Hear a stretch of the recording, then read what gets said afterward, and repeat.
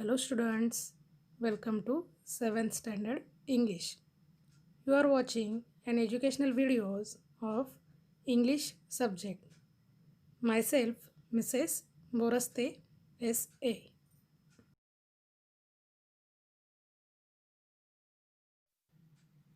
In the previous video, we have learned the story of an old woman 2.3.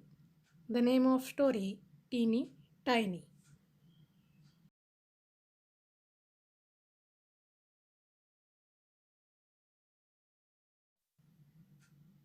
Today's our topic is 2.6, that is great scientists have a questioning mind.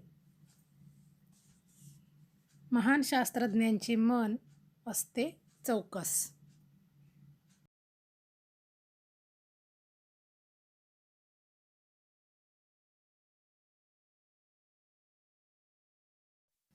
See the introduction first.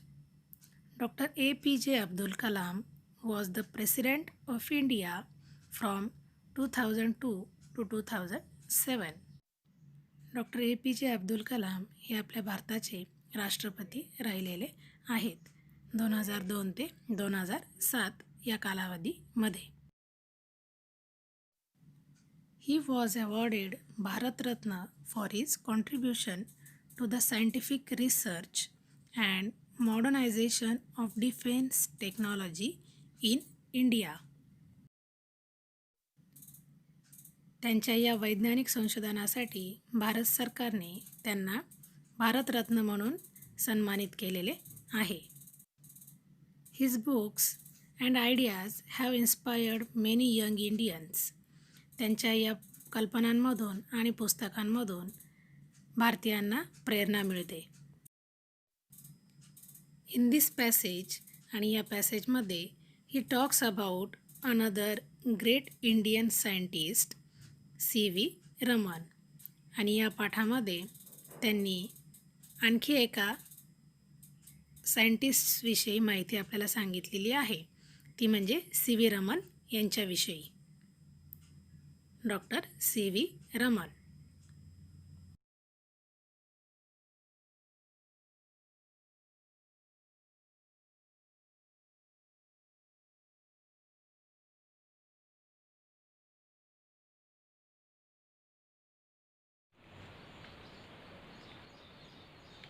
Let's see the lesson.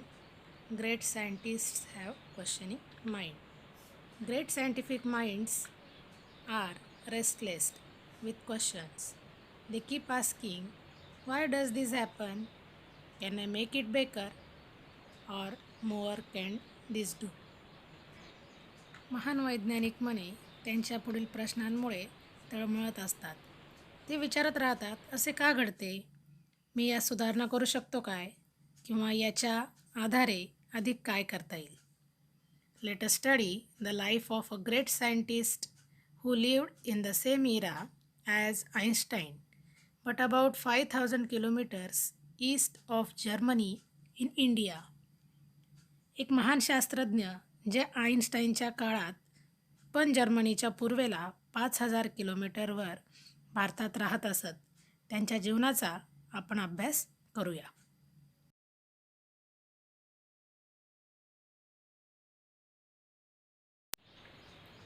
Born in Tiruchirappalli in southern India in the year 1888, Raman grew up to be one of the greatest scientists in India. He was a bright student right from the start and was deeply interested in optical science and acoustics. This is what perhaps led him to discover that the mridangam and the tabla produced more melodious sounds than any other percussion instrument. He was fascinated by colorful things, be it a flower, butterfly, or gem. He kept seeking knowledge about everything around him.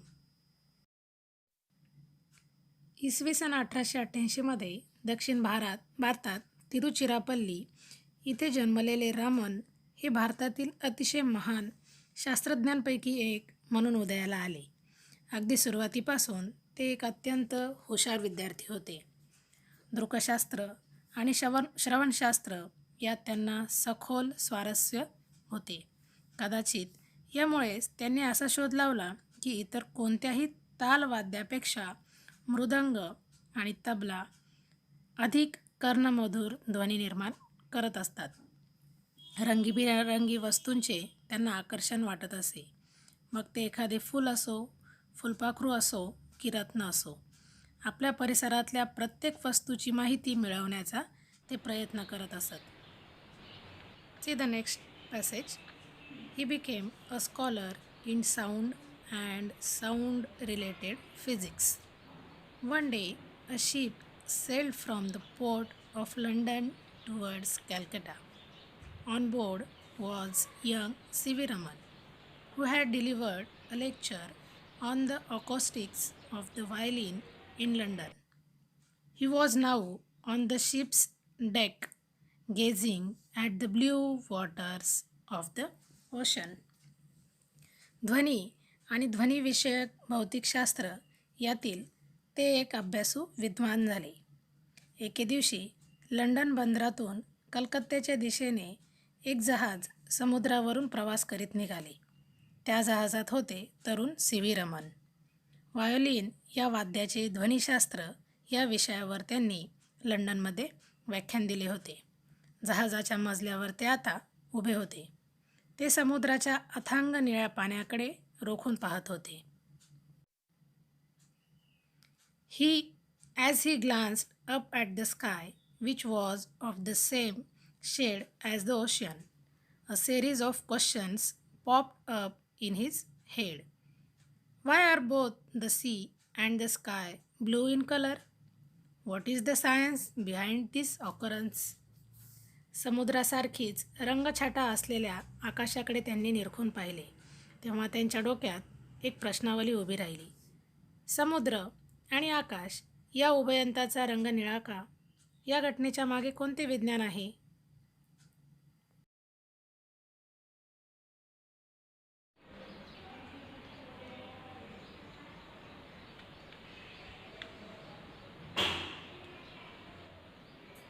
His mind seemed to suggest that the reason could be the scattering of light by water molecules. However, his theory was yet to be proved scientifically.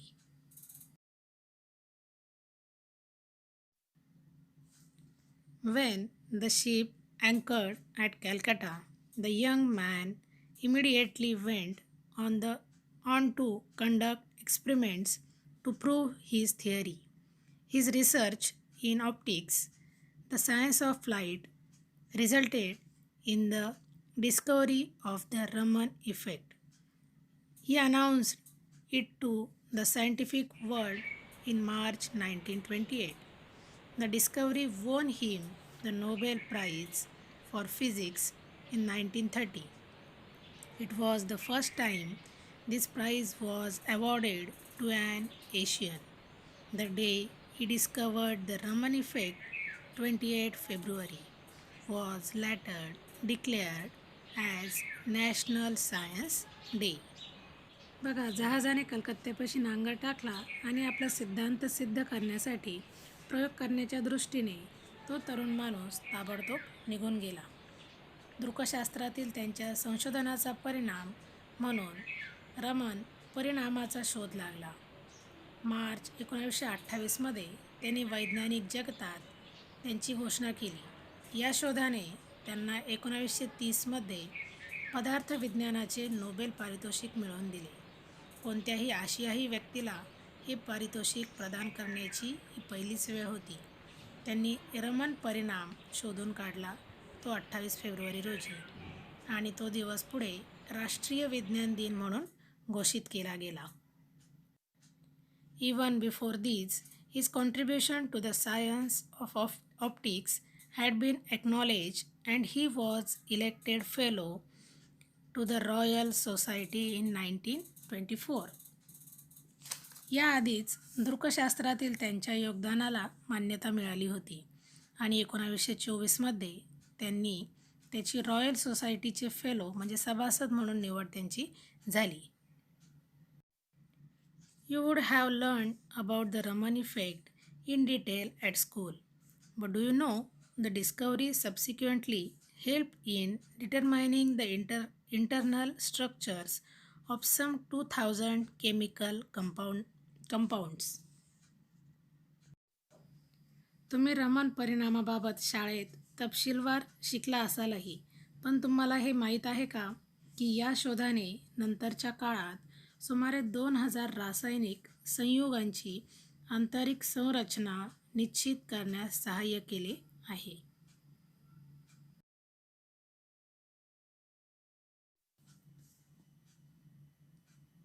And can you guess what the cost of the equipment that Raman used to prove his theory was? A measly 200 rupees. आणि आपला सिद्धांत सिद्ध करण्यासाठी रमन यांनी वापरलेल्या साधनसामग्रीची किंमत किती होती हे तुम्हाला ठाऊक आहे का? शुल्लक 200 रुपये. Raman strongly felt that scientists should not be confined to laboratories to solve scientific problems. They should search around themselves and find those answers in accordance with nature. For the essence of science lies in independent thinking and hard work and not in equipment. How true! Though the oceans and the sky have always been blue in color, it needed a questioning mind with a scientific outlook to find the reason behind it.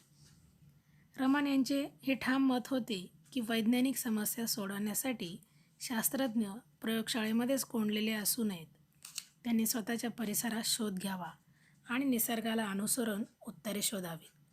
कारण विज्ञानाचे सारसर्वस्व स्वतंत्र विचारात आणि कष्टांमध्ये असते, साधनसामग्रीत नव्हे.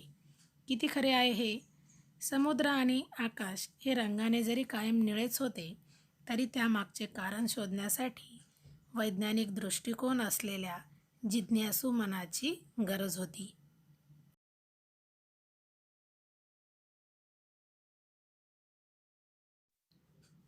Now students, you have to write the difficult words in your classwork notebooks.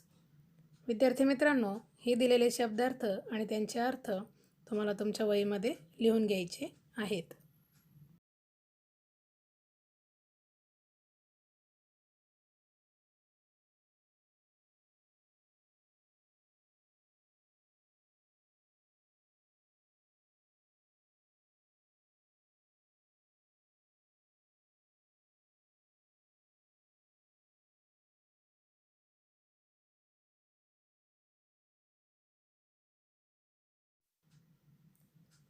Complete the life sketch of Dr. C.V. Raman from the lesson.